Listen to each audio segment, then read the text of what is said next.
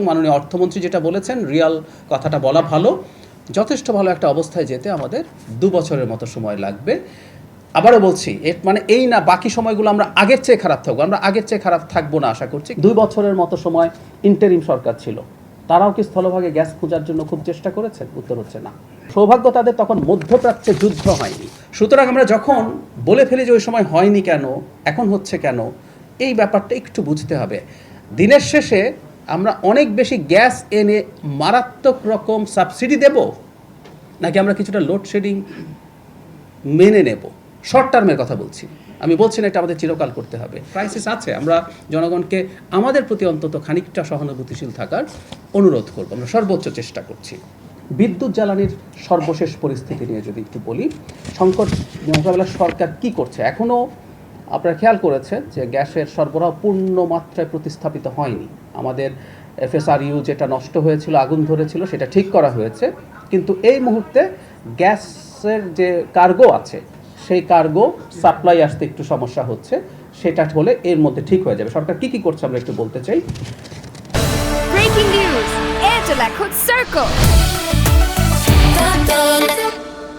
শিল্পোক্তাদের কারখানা টিকিয়ে রাখতে গ্যাস ও বিদ্যুৎ বিল এককালীন না দিয়ে 12 মাসের কিস্তিতে পরিশোধের সুযোগ দেওয়ার পরিকল্পনা হচ্ছে। ব্যবসায়ীদের সংখ্যা গুজব দূর করতে নিয়মিত অফিসিয়াল ব্রিফিং দেওয়া হচ্ছে। আরও কী পদক্ষেপ নেওয়া হচ্ছে সেগুলো যদি একটু বলি। কয়লা ভিত্তিক বিদ্যুৎ উৎপাদন বৃদ্ধি, শিল্প কারখানার জন্য প্রাকৃতিক গ্যাস বাঁচাতে এবং গ্যাসের উপর চাপ কমাতে কয়লা ভিত্তিক বিদ্যুৎ কেন্দ্রগুলোর উৎপাদন সর্বোচ্চে নিয়ে যাওয়ার জন্য বলা হয়েছে। ভোলা গ্যাস পাইপলাইন প্রকল্প, আমাদের ভোলার মাননীয় MP আছেন, ভোলা নতুন গ্যাস ক্ষেত্র থেকে জাতীয় গ্রিডে দ্রুত গ্যাস যুক্ত করতে 500 কোটি টাকা ব্যয়ে একটি জরুরি পাইপলাইন নির্মাণের সম্ভাব্যতা যাচাই সম্পন্ন হয়েছে। এটা দ্রুত বাস্তবায়ন করা হবে। আমরা এই আলাপ করেছি, ভোলায় কমার্শিয়ালি ভায়াবল গ্যাস মজুদ আছে, কিন্তু সেটা কীভাবে আনা হবে নানান আলোচনা ছিল। পাইপলাইন না, ওটাকে LNG-তে কনভার্ট করে আনা হবে, সেটা খুব দ্রুত হবে। ঘরোয়া গ্যাস অনুসন্ধান, বিদেশি আমদানির উপর নির্ভরতা কমাতে দেশীয় উৎস থেকে 1750 MSDF গ্যাস উৎপাদনের লক্ষ্যে 150টি কূপ খনন ও পুনঃখননের নির্দেশ দেওয়া হয়েছে। আমরা এই আলাপ প্রচুর করেছি। আমাদের মাটিতে মানে কমিয়ে ধরলেও আমরা অনেক, আমি একদিন একটা সংখ্যা বলেছি, আমাদের অনেকেরই সার্ভে আছে, 40 TCF বা 50 TCF হতে পারে। মানে আমাদের বাৎসরিক সম্পূর্ণ চাহিদা হচ্ছে 1.3 or 1.4 TCF এক্সিস্টিং অবস্থা। অর্থনীতির আকার বাড়লে হয়তো এটা 1.5-2 হবে, তার স্টিল আমাদের কত পরিমাণ গ্যাস আছে আমরা নিশ্চয়ই বুঝতে পারছি। এবং আমরা আবারও বলতে চাই, স্থলভাগের গ্যাস অনুসন্ধান বন্ধ রেখে কিছু অলিগার্কের হাতে এটা তুলে দেওয়ার জন্য আসলে এটা করা হয়েছে। আমরা জনগণের ক্রাইসিসের প্রতি সমব্যথী, কিন্তু আমরা একই সাথে এই কথাটা বলতে চাই, এই সংকটটা বহু বছরের পুঞ্জীভূত সমস্যা। 2 বছরের মতো সময় ইন্টারিম সরকার ছিল, তারাও কি স্থলভাগে গ্যাস খোঁজার জন্য খুব চেষ্টা করেছেন? উত্তর হচ্ছে না। সৌভাগ্য তাদের, এই কথাটা একটু বলে রাখা ভালো, সৌভাগ্য তাদের তখন মধ্যপ্রাচ্যে যুদ্ধ হয়নি। আমি একটা তথ্য আপনাদের উদ্দেশ্যে পরিবেশন করতে চাই। প্রতি ইউনিট, আমি গতকালও এটা চেক করেছি, প্রতি ইউনিট LNG-র দাম গত বছরের এই সময়ে ছিল $12 থেকে $14। এই মুহূর্তে ওটা $24। এটা 30-এ চলে যাবে বা ক্রস করবে এই সম্ভাবনা আছে। সুতরাং আমরা যখন বলে ফেলি যে ওই সময় হয়নি কেন, এখন হচ্ছে কেন, এই ব্যাপারটা একটু বুঝতে হবে।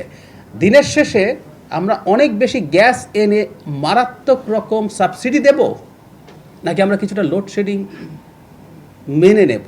শর্ট টার্মের কথা বলছি, আমি বলছি না এটা আমাদের চিরকাল করতে হবে। সেই সিদ্ধান্তের একটা জায়গায় আমার মনে হয় আমাদের আসতে হবে।